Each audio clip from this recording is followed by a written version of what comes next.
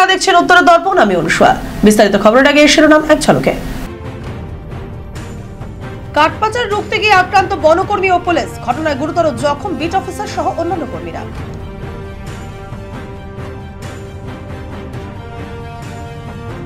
Eastern বাইপাসে বাড়ছে পথ দুর্ঘটনা, বিক্ষোভ দেখে রাস্তায় বসে পথ অবরোধ বিধায়কের। অবশেষে শনিবার রাতে জঙ্গলে ফেরানো হলো হাতিকে, 144 ধারা জারি করে বনকর্মীরা এই কাজ সারেন। এখন সংবাদ বিস্তারে। কাঠপাচার রুখতে গিয়ে পাচারকারীদের হাতে আক্রান্ত হলেন বনকর্মী ও পুলিশ। বনকর্মীদের বন্দুক ছিনতাইয়ের চেষ্টা, ঘটনায় জখম হন বিট অফিসার, বনকর্মী সহ পুলিশ কর্মীরা। ঘটনাটি ঘটেছে বানারহাট ব্লকের দুরাবাড়ি পার্শ্ববর্তী চানাডিপা এলাকায়। ঘটনায় বন দপ্তরের তরফে বানারহাট থানায় লিখিত অভিযোগ দায়ের করা হয়। গোপন সূত্রে খবর পেয়ে তোতাপাড়া বিট অফিসার উত্তম ছেত্রীর নেতৃত্বে একটি দল পুলিশকে সঙ্গে নিয়ে চিনাডোপা এলাকায় অভিযান চালায়। সেখানে বনকর্মীরা বেশ কিছু শাল গাছের লক এবং সাইকেল বাজেয়াপ্ত করে। সেই সময় মোহাম্মদ মকসিদুল এবং হাসিবুল ইসলাম নামের দুই ব্যক্তি বনকর্মীদের ওপর লাঠি এবং খুকরি নিয়ে চড়াও হয়। এমনকি বনকর্মীদের হাতে থাকা বন্দুক ছিনিয়ে নেওয়ার চেষ্টা করে বলে অভিযোগ। ঘটনায় আহত হয় বনকর্মী এবং পুলিশরা। তড়িঘড়ি খবর দেওয়া হয় বানারহাট থানায়। বানারহাট থানার পুলিশ ঘটনাস্থলে পৌঁছানোর আগেই দুষ্কৃতীরা সেখান থেকে পালিয়ে যায়। আহত বনকর্মী ও পুলিশদের উদ্ধার করে বানারহাট প্রাথমিক স্বাস্থ্যকেন্দ্রে পাঠানো হয়েছে। লোকসভা নির্বাচনের আগে ফের আগ্নেয়াস্ত্র উদ্ধার শিলিগুড়িতে। শিলিগুড়ি ভক্তিনগর থানার অন্তর্গত খোলাচাঁদ ফাফরি এলাকা থেকে এক যুবককে গ্রেপ্তার করল পুলিশ। নির্বাচনের আগে একের পর এক আগ্নেয়াস্ত্র উদ্ধারের ঘটনায় উদ্বেগ বাড়ছে শহর জুড়ে।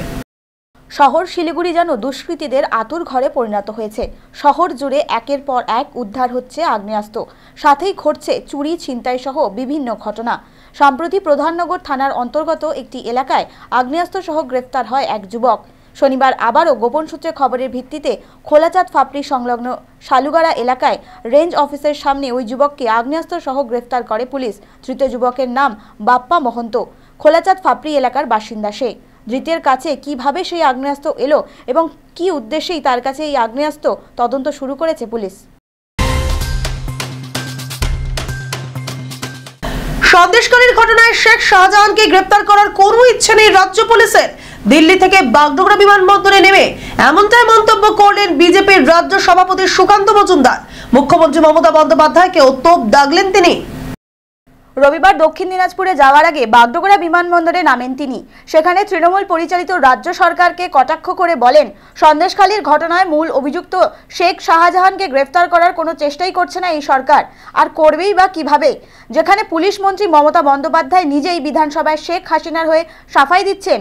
হোম মিনিস্টার যখন সাফাই দেন তখন কি তিনি তার অধীনে থাকা পুলিশ কর্মীকে গ্রেফতার করতে পারেন? এদিন এমনই প্রশ্ন তুললেন সুকান্ত মজুমদার। তিনি আরও বলেন, সন্দেশখালী শুধুমাত্র মহিলাদের ওপর অত্যাচার হয়েছে না, কিন্তু এ ধরনের ঘটনা জেলায় জেলায় ছোট ছোট পকেট তৈরি হয়েছে। মমতা বন্দ্যোপাধ্যায় তাদেরকে ইজারা দিয়ে দিয়েছে। মৃত্যু নিয়ে যারা রাজনীতি করে তাদের সমাজের বাইরে রাখা উচিত। মালদায় ছাত্রী খুনের ঘটনায় এমনই মন্তব্য করলেন মালদা জেলা তৃণমূল কংগ্রেসের সভাপতি তথা মালতীপুরের বিধায়ক আব্দুল রহিম বক্সি। বৃহস্পতিবার সন্ধ্যায় পরিত্যক্ত ইটভাটা থেকে নবম শ্রেণীর ছাত্রীর রক্তাক্ত মৃতদেহ উদ্ধার হয়। এরপরে এই ঘটনা ঘিরে ধুন্ধুমার মালদা। শনিবার মালদায় নিহত ছাত্রীর পরিবারের সঙ্গে দেখা করেন মালদা জেলা তৃণমূল কংগ্রেস সভাপতি। সেখানে গিয়ে তিনি একাধিক মন্তব্য করেন। তার কথায়, মৃত্যু নিয়ে রাজনীতি কখনোই করা উচিত নয়। অপরদিকে গতকাল বিজেপি সাংসদ খগেন মুর্মু নিহত ছাত্রীর বাড়িতে গিয়ে রাজ্যের আইন শৃঙ্খলা পরিস্থিতি নিয়ে প্রশ্ন তোলেন। পাশাপাশি অভিযুক্তদের দ্রুত গ্রেফতার এবং দৃষ্টান্তমূলক শাস্তির দাবি জানান। একটা মর্মান্তিক ঘটনা ঘটেছে এখানে, যে গোটা গ্রামবাসীর সাথে সাথে আমরা সকলেই খুবই দুঃখিত, বেদনাদায়ক ঘটনা। আমরা রাজনীতি করতে চাই না। আমাদের বাড়ির মেয়ের মতো, আমাদের বাড়ির মেয়ে মারা গেছে, মালদার একটা মেয়ে মারা গেছে, মানে আমাদের বাড়ির মেয়ে মারা গেছে, আমাদের মেয়ে মারা গেছে, সেটা কিন্তু আমরা রাজনীতি করতে চাই না। যারা ঘৃণ্য রাজনীতি জড়িয়ে দিচ্ছেন এই মৃত্যুর সাথে, তাদের আমরা ধিক্কার জানাচ্ছি এবং আমরা সমাজবাসীর কাছে আপিল করব, এই ধরনের লোক যারা এখানে এসে মৃত্যুকে নিয়ে রাজনীতি করার চেষ্টা করেন, তাদেরকে সমাজ থেকে বাইরে রাখুন। শিলিগুড়ি ইস্টার্ন ইস্টার্ন বাইপাসে পথ অবরোধ করে বিক্ষোভ ডাবগ্রাম ফুলবাড়ির বিধায়ক শিখা চ্যাটার্জির। প্রায় প্রতিদিন শিলিগুড়ি লাগোয়া ইস্টার্ন বাইপাস রোডে একাধিক দুর্ঘটনা দেখা যায়, যেখানে প্রাণ হারাচ্ছে পথ চলতি মানুষেরা। তাই রাস্তায় পথবাতি সহ পুলিশের নজর বাড়ানোর দাবি জানান বিধায়ক। এদিন রীতিমতো রাস্তার মাঝে বসে বিক্ষোভ দেখায় ভারতীয় জনতা পার্টির নেতৃত্বরা। তাদের কথায় এই এলাকায় প্রতিদিনই মানুষের জীবনহানি হচ্ছে। সাধারণ মানুষ রাস্তা দিয়ে চলাচল করতে পারছে না। যেখানে ইস্টার্ন বাইপাসে পথবাতি লাগানো ছিল, সেখানে সেই বাতিগুলি কোথায় গেল সেই নিয়েও প্রশ্ন তোলেন শিখা চ্যাটার্জি। তিনি বলেন, এই রাস্তায় প্রচুর অবৈধ মদের দোকান রয়েছে, যেখানে প্রতিদিন ব্যাপক ভিড় দেখা যায়। এছাড়া রাস্তায় গাড়ি আটকে কিভাবে টাকা কালেকশন করতে হয় পুলিশের তা ভালোভাবেই জানা আছে, অথচ মানুষকে নিরাপত্তা দেওয়ার ক্ষেত্রে তাদের কোনো হেলদোল নেই। এদিন গাড়ির গতিবেগ কমাতে হবে বলেও দাবি জানান বিধায়ক। প্রতিদিন আমাদের ঘরের ছেলে মেয়েদের জীবনহানি হচ্ছে। কোনো বয়স্ক মানুষ সে রাস্তা দিয়ে যাচ্ছে, এমন ভাবে ট্রাক মেরে দিল, সে মারা গেল। এইরকম ভাবে চলছে তো চলছেই। এখানে রাস্তা অন্ধকার। এর আগে আমরা জানি এখানে ইস্টার্ন বাইপাসের লাইট ছিল, সেই লাইটকে কেন উপরে নিয়ে যাওয়া হলো? পুলিশ প্রশাসন আজকে যদি আমাদের কাছে বলেন এই সমস্ত জিনিস আমরা করে দেবো, ব্যবস্থা করছি, আমরা তবেই আজকে উঠবো, না হলে আমরা বসে থাকলাম। বক্সা ব্যাঘ্র প্রকল্পের জঙ্গলে শকুনের প্রাকৃতিক বাসার খোঁজ পেল বন দপ্তর। পাওয়া গেল 1 মাস বয়সের শকুনের শাবক, হোয়াইট ব্ল্যাক ভালচার প্রজাতির শকুনের এই শাবক উদ্ধার ঘিরে তোলপাড় পরিবেশ প্রেমীদের মধ্যে। রাজা ভাতখাওয়া শকুন প্রজনন কেন্দ্রে জন্ম নেওয়া শকুনকে খোলা আকাশে ছাড়ার পরই তারা প্রাকৃতিক পরিবেশে বাসা তৈরি করেছে বলে দাবি বক্সা ব্যাঘ্র প্রকল্প কর্তৃপক্ষের। এদিন একটি প্রেস বিজ্ঞপ্তি জারি করে এমনটাই জানান বক্সা কর্তৃপক্ষ। উল্লেখ্য, স্যাটেলাইট ট্যাগ লাগিয়ে রাজা ভাতখাওয়ার শকুন প্রজনন কেন্দ্র থেকে 3 দফায় 31টি হোয়াইট ব্যাকড প্রজাতির শকুন খোলা আকাশে ছেড়েছিল সেই কর্তৃপক্ষ। এই 31টি শকুনকে পর্যবেক্ষণ করা হয়েছিল কর্তৃপক্ষের মাধ্যমেই। নভেম্বরে প্রাকৃতিক বাসায় ডিম পাড়ে শকুনেরা বলে দাবি করেছে বক্সা ব্যাঘ্র কর্তৃপক্ষ। জানুয়ারিতে ডিম ফুটে বাচ্চা বের হয়। 2006 সালে বক্সা বাগবনের রাজা ভাতখাওয়া রেঞ্জের সংরক্ষিত জঙ্গলের ভেতর রাজা ভাতখাওয়া শকুন ও প্রজনন সংরক্ষণ কেন্দ্র চালু করা হয়। এখানে কৃত্রিম উপায়ে শকুনের জন্ম ও সংরক্ষণ করা হচ্ছে।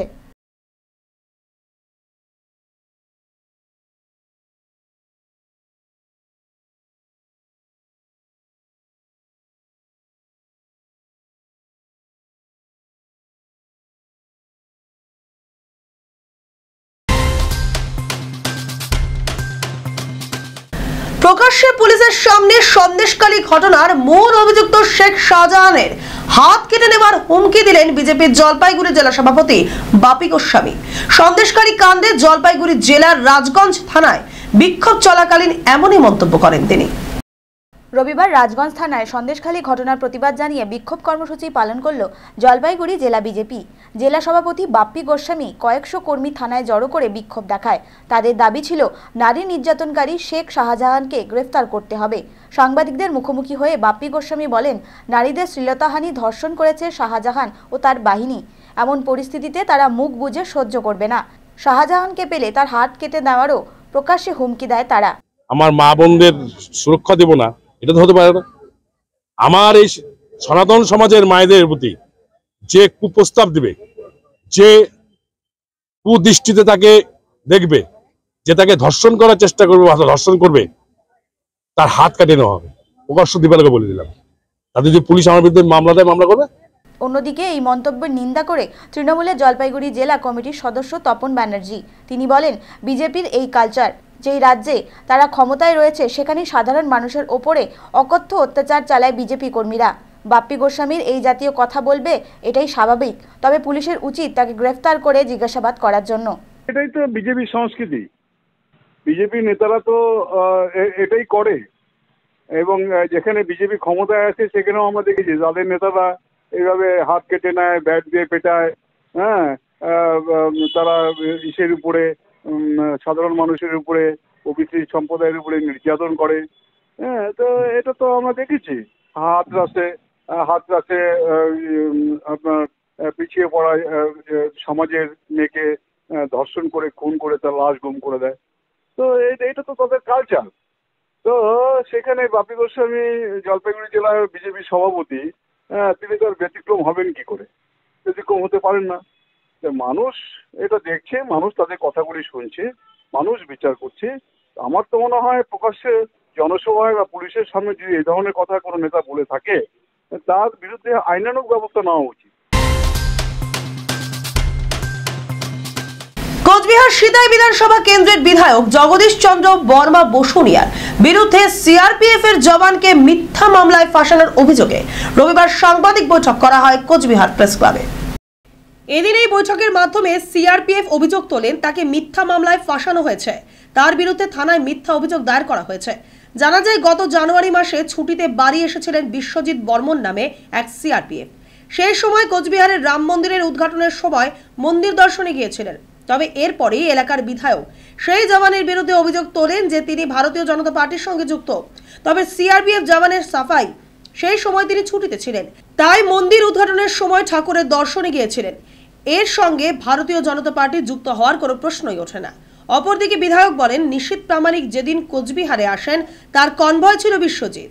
সেই সময় কনভয়ের ছেলেরা তৃণমূল কর্মী প্রত্যাশ বর্মনকে মারধর করে। পরবর্তীতে প্রত্যাশকে হাসপাতালে ভর্তি করা হয়। এবার সে ওই কনভয়ে ছিল, সে বিজেপি করে কি করে না সে নিজে জানে, কিন্তু তার বিরুদ্ধে এফআইআর হয়েছে এবং সে ওই ঘটনার সঙ্গে যুক্ত ছিল। পুলিশ তদন্ত করবে, সে যদি যুক্ত না হয় পুলিশ তাকে নির্দোষ প্রমাণ করবে, আর যদি সে যুক্ত হয় তাহলে তার বিরুদ্ধে আইনের যা ব্যবস্থা তাই নেবে।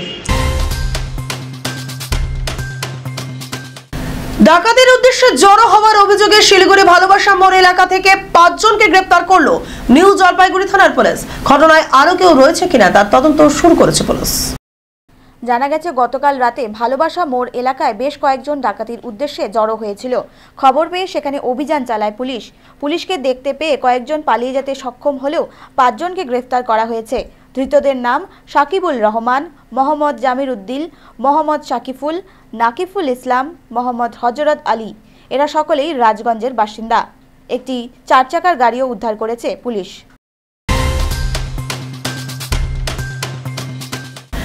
দিনভর নাটকের পর অবশেষে জঙ্গলে ফিরল সেই দলছুট হাতে। প্রায় 15 ঘন্টার চেষ্টায় তাকে জঙ্গলে ফেরাতে সক্ষম হয় বনকর্মীরা। গতকাল বৈকুণ্ঠপুর জঙ্গল থেকে বেরিয়ে ক্যানেল রোড ভালোবাসা মোড় হয়ে একটি দলছুট হাতি খাবারের খোঁজে ভোলামোড় সংলগ্ন আরপিএফ 4 নম্বর ব্যাটালিয়নে ঢুকে পড়ে। এরপর হাতি দেখতেই বেরিয়ে পড়ে রাস্তায় মানুষ। তবে কোনো মতে হাতিটিকে জঙ্গলে ফেরত পাঠানো যাচ্ছিল না। খবর দেওয়া হয় শুকনা এলিফ্যান্ট স্কোয়াড এবং বৈকুণ্ঠপুর ফরেস্ট ডিভিশনকে। এরপর গতকাল রাতে ঠাকুরনগর কৃষ্ণনগর হয়ে চটকিয়া ভিটা হয়ে হাতিটি জঙ্গলে ফেরানো গিয়েছে বলে খবর। ফাইনালি মানে সম্পূর্ণ স্টাফদের টিমওয়ার্ক নিয়ে এটাকে মানে ড্রাইভ করা হলো জঙ্গলের মধ্যে। হ্যাঁ, এটা স্টাফের কারণেরই মেনলি হলো। আমাদের ফরেস্ট ডিপার্টমেন্টের সম্পূর্ণ স্কোয়াড আর ডিফারেন্ট রেঞ্জেস ডিফারেন্ট ডিভিশনস থেকে মানে স্টাফরা আসছিল, ওনাদের এফোর্টের জন্য এটা ওনাকে সাকসেসফুলি ড্রাইভ করা হলো। মাথায় হেলমেট, হাতে স্ক্রুড্রাইভার, দুটোই আবার চুরির। আর এই চুরি স্ক্রু ড্রাইভার দিয়েই পরপর 2টি জায়গায় নগদ অর্থ চুরি করেছিল এক ব্যক্তি।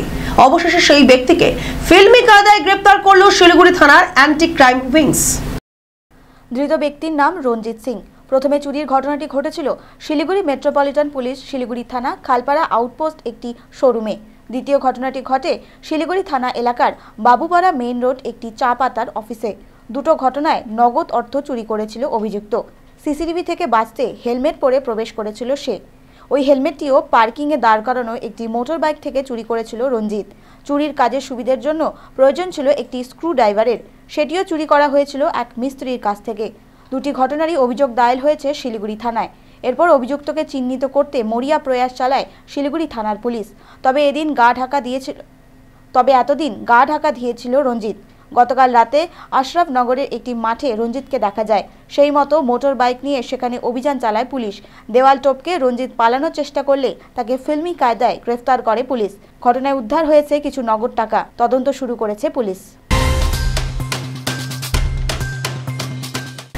এখনকার মতো এ পর্যন্তই। শেষ করার আগে খবরের শিরোনাম আরো একবার। কাঠপাচার রুখতে গিয়ে আক্রান্ত বনকর্মী ও পুলিশ। ঘটনায় গুরুতর জখম বিট অফিসার সহ অন্যান্য কর্মীরা।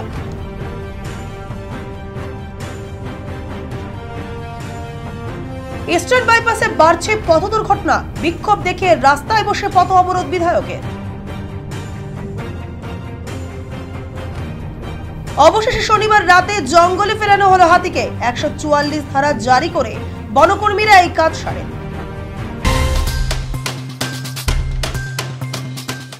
এখন খবর এ পর্যন্তই। দেখতে থাকুন উত্তরের দর্পণ, সঙ্গে থাকুন, ভরসা রাখুন।